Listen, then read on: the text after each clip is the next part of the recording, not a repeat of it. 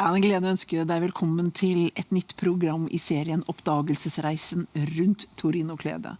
Og du har til nå møtt forskere, vitenskapsmenn, mennesker som jobber med kunsten, historien.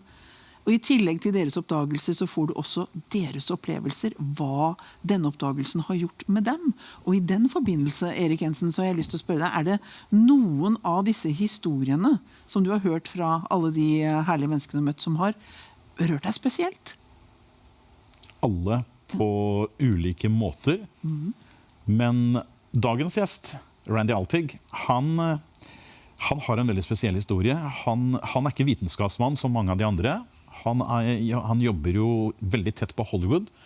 Han er selveste liksom, profilansiktet for Costco, som er en stor altså, kjøpekjede i USA, som har tilbud på alle mulige ting. Der han er både den som promoterer varer, han er kokk og lager mat og viser hvordan kan man bruke varer på forskjellige måter. Så han har tett forbindelse med Hollywood, kjenner rubb og rake av kjendiser.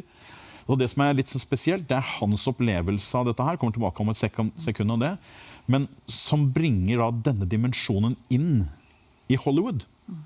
For at en ting er at vi snakker om da vitenskapsfolk, vi snakker om historikere, vi snakker om kunst, men her er man enda et segment, og Hollywood har jo vært en av de elementene som har brakt veldig mye av en motkultur mot det kristne budskapet, altså hele den woke-debatt man har hatt i USA, så har altså Hollywood vært nummer 1 kanskje, å bringe dette her inn i våre skjermer og inn i vår bevissthet av hva dette her handler om. Så at det finnes da motstemmer, som Randi, veldig spesielt. Men hans interessante historie synes jeg er veldig illustrerende, fordi at han var nede og så Torinokledet i 2015, og da så han at det var flere som sto med sånne her jakker som det står Sindone. Det er italiensk eller latin, som er Torinokledet, Sindone. Og han så det, men så sa han til kameraten sin at det er veldig spesielt. Altså. Her går de med en sånn forkynnelse på seg. Sindan. Synden er på en måte gjort. Det er jo hele Torinokledet i et nøtteskall. At det vitner jo om at synden er tatt hånd om. Så han tenkte jo ikke at det her var italiensk, men han tenkte at det her er synden gjort sindan, måten det skrives på engelsk, så det talte jo veldig til han. Men det her, Elisabeth, det har gjort altså så sterkt inntrykk at han er i ferd med å lage en film som bare kommer til å være, det er det beste av det beste. De er i Europa, jeg var i kontakt med dem bare her for ikke lenge siden, og da var de på full fart tilbake til Europa, og skulle lage da en spesialfilm rundt dette her sånn. Og han har i tillegg noe som ble presentert på den konferansen som jeg var, og jeg håper jeg kan få det inn i et program på en eller annen måte. Kathy Lee Griffiths, tror jeg hun heter, en av topp kristne musikere i USA, som har laget en låt som heter Sindone. Og når jeg så den, altså, da grein jeg bare. Ja. Det er så sterkt, altså.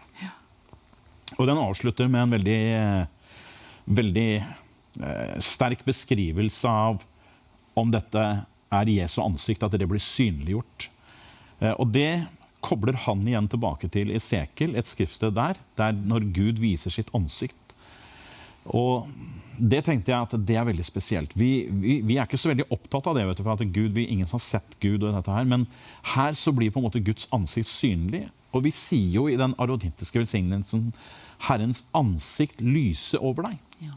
Og her ligger det en del ting som jeg tenker er i forlengelsen av dette Torinokledet som har kommet fram da, og som da anskueliggjøres gjennom sangen. Så vi får se om vi får den inn, jeg håper det. Men hvis ikke så kommer den etter hvert og blir synlig, og laget av toppmusikere i Hollywood, hele pakka av de beste av de beste. Det var i Nashville sist jeg snakket med de. Ja.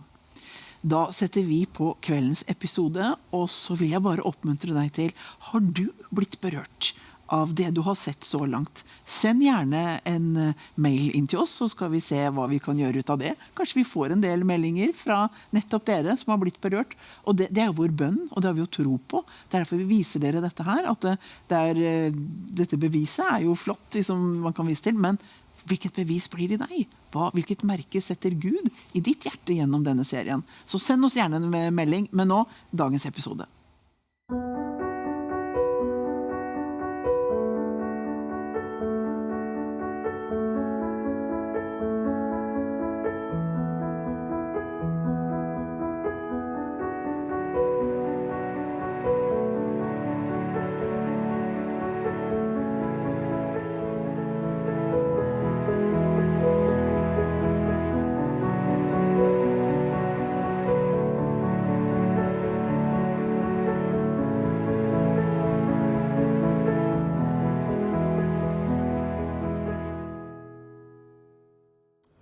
Da er du velkommen til et program som litt utenom det vanlige. Dette her handler om Torinokledet, men i dag så har vi også en helt spesiell gjest som har blitt berørt av Torinokledet på en særlig måte. Vi har nemlig med oss en som heter Randi. Your name is Randi Altig. Altig. Han en TV-personlighet her i USA. Han jobber for Trinity Broadcasting Network, også kalt for TBN, som det største kristne TV-nettverket i verden. Og tro meg, han kunne ha fylt opp en lang stund med å fortelle om hva han har vært med på, hvilke personligheter han intervjuer. Så i dag har vi byttet rolle. Så han den som blir intervjuet, og jeg den som skal spørre han noen få spørsmål om hvordan dette har påvirket hans liv, møtet med Torinokledet. Randi, it is a pleasure to have you here. Thank you so much. Yeah, I'm so really... It's a pleasure to be here. You know, you said that you have some Norwegian ancestry, is that correct? This is what I was told. This is what you were told? Yes, I was told. I did meet my great-grandmother. I was blessed to know her, and her last name was Larson. And that's Norwegian Swedish for sure. For sure. Yeah. So here in America, maybe even around the world, we have those DNA tests that you could do. Yep. You know, spit in the tube. And yep. so my mom was all about that. Okay. And so she bought the tubes for all of us. So we all did that, and we got our ancestry back. So I've got Norwegian and Swedish and, you know, a couple other little things going on. But of course. But I live in America. The people here in Norwegian TV, Christian TV, they don't know much about you, sorry to say, but could you just give a brief introduction? We talked about you had quite a career. In America, I am what I call a lifestyle architect. So I design, I create, and I show people how to live a better life. I've brought that to television in the United States. I've been nominated for an Emmy Award with what I do. And I show people everything from gardening to cooking to clothing design, interior design, landscape design type of applications for your life.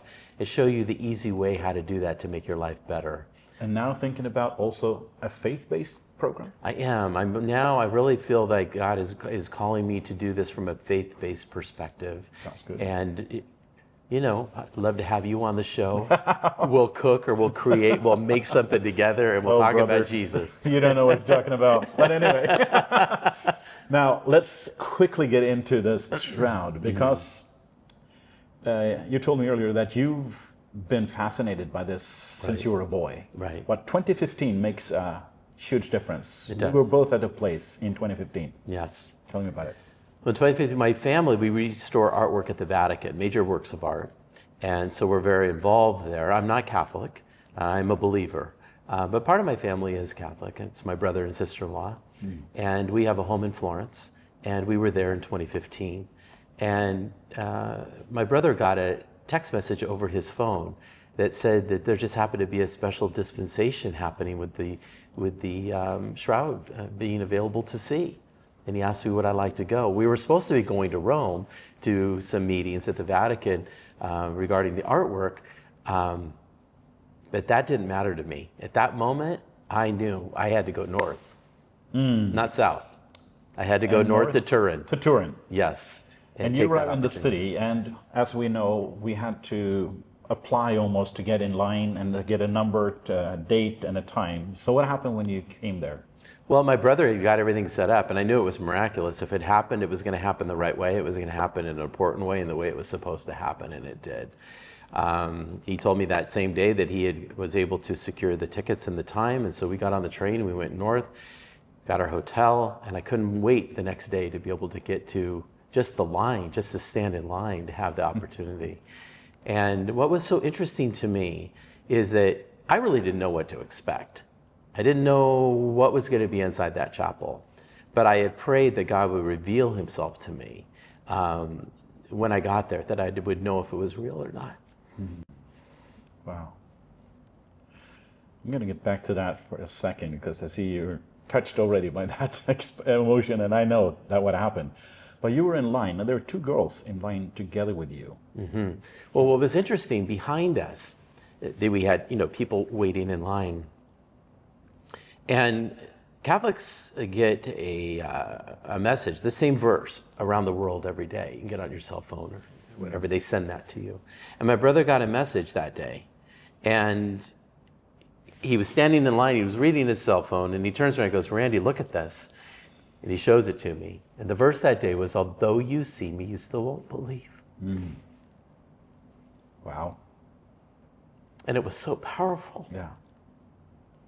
Because right behind me, the girls that were standing there traveling, obvious Americans. I could tell by the way they were dressed and the way they were talking and their voices. Yeah. And the one girl said to the other, so what do you think about what we're going to see? And the other girl said, oh, I think it's a great work of art. It's not real, it's a medieval forgery, but yeah, I think it's going to be great. And it was at that moment that became real. That verse became flesh, it became real. And we all witnessed it. We were all standing there. I looked at my sister-in-law and I go, can you believe that? Yeah. And then I was looking up ahead of us in line. And you were there, you know how this line went. Yep. And there were these people going around and helping people, and they were wearing these beautiful purple vests that were lined with gold. And on the back of their vests it said, Volentieri Sindone. And at the time I didn't speak Italian. I didn't barely even read it, but I could tell volentieri was probably volunteer. Well, they're helping. And then I saw the word Sindone. Which means now? Well, I didn't know. I thought it meant sin done. Yeah, but it means... It means in Italian, it means shroud. The shroud. That's what it means. But let's go deeper, because you saw it and you said... Well, as an artist and as a creator, Yeah. I look at things a lot of times differently than most people. So as I'm standing there and I'm looking at that, and I think that's why people hire me to do what I do, because I kind of think outside the box. And at this point, I really was thinking outside the box, because I said to my brother, I said, hey, Rick, I go, look at, isn't this great? He goes, what? I go, well, look what they have written on the back of their vest. It says, sin done. And he goes, what? I go, look, it says sin done. He goes, no, that's Sindone, that's shroud in Italian. I said, no, that's Sindone. That's sin done. That means that the shroud is representative of Christ saying, it is finished. And he dies, and they wrapped his body in the shroud. That's what we're going to see. They're showing that this is representative of sin being done, of being conquered. What a perfect explanation of the meaning of the shroud. How could that happen? Sin done. And do you know what's so interesting? As we're making this movie, and I'm telling people this all through Europe, do you know not one person has seen it that way? And it's right before their eyes. Yeah. Even in Italy. Incredible. Yeah. I think it works best in English. In Norwegian, wouldn't work at all. It worked for me. It worked for you. And it worked in Italian. It worked in Italian. Now, let's go into the chapel. You're standing in front of this display. I know what happened to you. Yeah, I had asked God to reveal himself to me, and I didn't know how he was going to do it. And you got the scripture as well, that he will reveal himself to you. Yes, but what happened next, when I was standing there with my sister-in-law and my brother, and I had my moment before the shroud, I am revealing this in the movie. But what I can tell you is I knew Jesus since the time I was 5 years old.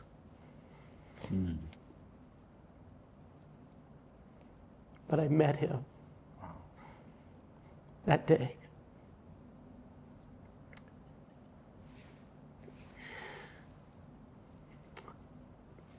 When you meet Jesus, it changes your life.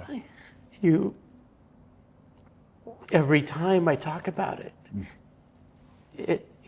I can't control that. It's something greater than myself.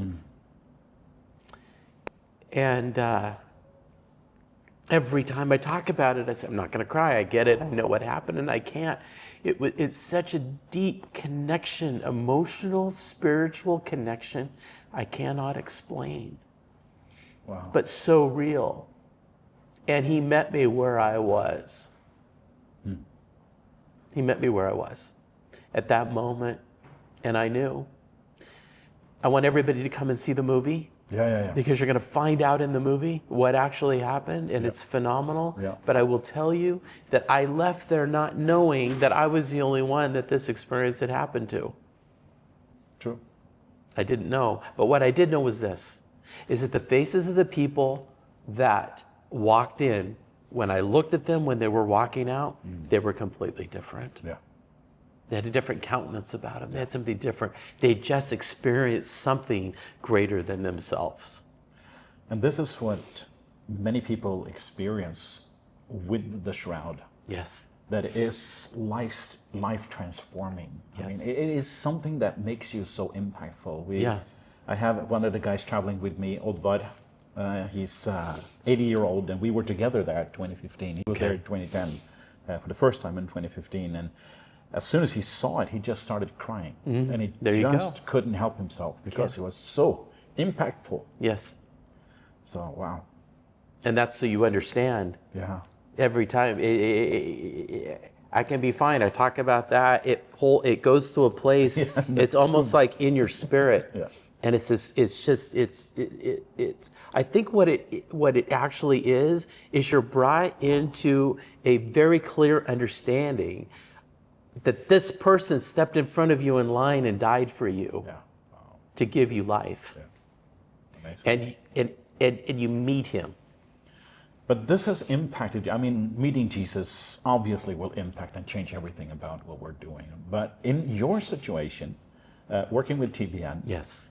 they are now massively doing stuff with this. And they are looking at this, I don't think from a commercial side. I think they are all about the gospel. That's it. All about bringing the news about Jesus. I know that. So this has to be big. This is. There's a famous celebrity here in the United States. Her name is Kathy Lee Gifford, and she's been on she's done everything. And she's a friend of mine, and I called her a couple of years ago, and I said, Kathy, this story that happened to me in 2015, I got to tell you about it. And as I started telling her, she said, Randy, this has to be a movie. I said, okay. I'd done television. I've never done a movie. She said, I'm going to make some calls. I'll call you back.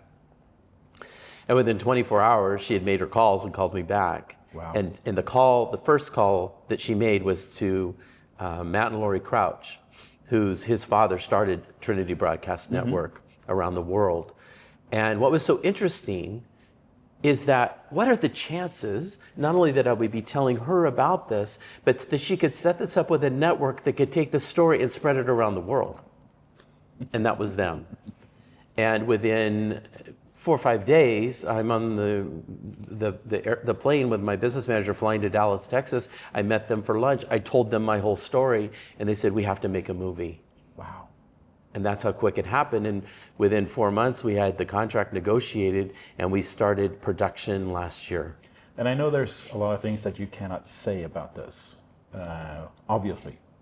But there's also some things, because in this, you get to talk to some very key people and very high-end people about this. And you're giving exclusive entrance to some areas that very few people have been. That's right. So this movie is going to have not only your life story, but it's going to talk about the shroud. It's going to talk about the situation and how this is all affecting. Well, it's a story really about faith and reason. Interesting. Wow. That's what it's about. And what I'm doing in the movie is running a parallel line with my story of faith and then another story of reason. The name of the movie is called The Shroud of Turin, A Journey of Discovery. Because I'm going to be taking you on this journey of discovery where you're going to be meeting the people that have touched the shroud, studied the shroud, been with the shroud, had to have some kind of connection to it, that are now the people around the world in every discipline that have published the information that we now have today to help us to get closer to the understanding of what it is. I had a miraculous experience. I don't need any of that information, but some people do. Yeah. So I am going through Europe, meeting these people and having those conversations so we can really understand what is this and what happened. And that's the movie. But you also released another thing this morning. Yes.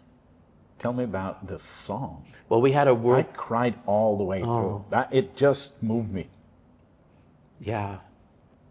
I called Kathy Lee, who I just spoke about, and I said, Kathy, would you write the song for the movie? And we were talking about all of that.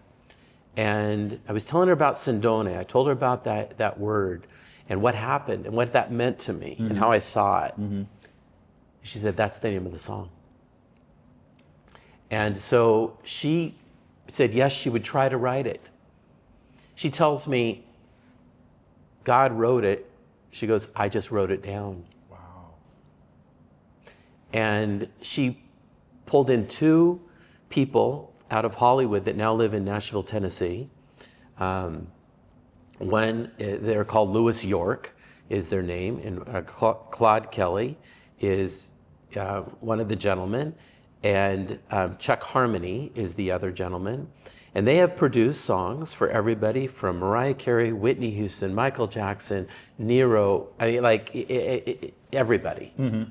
And they said to me personally, when I was there in Nashville last November filming the music video that you saw this morning with the music, this is the most important song they've ever written in their life. Wow. That's very interesting. And they've been up for every Grammy award, every award. Yeah. And that this is the most important part of their whole career. And it sounded like when you talked about it, that they felt like it was inspired. Absolutely. This was something they almost just downloaded. Yes. All the way across the line, from Kathy to them, even in the moment of the filming, you could feel the presence of God. They're just moving, like moving through this. It was like when I was able to, through another miracle, in 7 days, get approval to be on top of the colonnades of St. Peter's. Okay. And be filmed talking about the movie last year, almost this time last year. I mean, nobody goes up there. Nope. The snipers when the Pope talks, that's about it. And I'm up there and the wind's blowing through my hair and I'm standing there talking and I'm feeling the presence of God and I realize something really profound. That the man who this whole basilica is built from is the man that got crucified upside down right there. Yeah. For what? For something he saw. What did he see? He went into the tomb in John 20. We read that he went into the tomb and he saw the claws the shroud laying there in the sudarium, right? And he brought that testimony to Rome and he was crucified by Nero there and he got buried there. And we're standing up here 2,000 years later and we're bringing that story forward to the world. You know, we have talked at this conference about that this is a scientific discovery and that it's a journey of discoveries, and how we from the strip 1978 did their investigation, released in 1981, and it was huge in the scientific community until 1988. The C14 test came and blew it all out in the water. I mean, one test against everything else that they had come up with.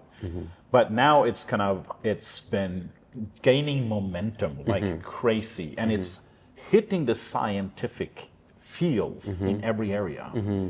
Now, you working in TV, do you think, and also now with music and the movie, do you think that there's a new day for Hollywood? That this music and the film industry, that they will be affected by this? I do, but I think it's bigger than that. Wow. I think it's bigger than that. I think it's the world. This is a conversation that's bigger than Hollywood. Of course. Hollywood can't control this. I mean, we have all different in Hollywood production companies that are trying to jump on board. They realize there's a movement happening. There's something new happening today. And they're trying to get in on it with their movies and their stories. But we're talking about the greatest story ever told, right? And we are showing it from an authentic perspective, not from an interpretation. This is universal in its language. It speaks every single language. Yeah.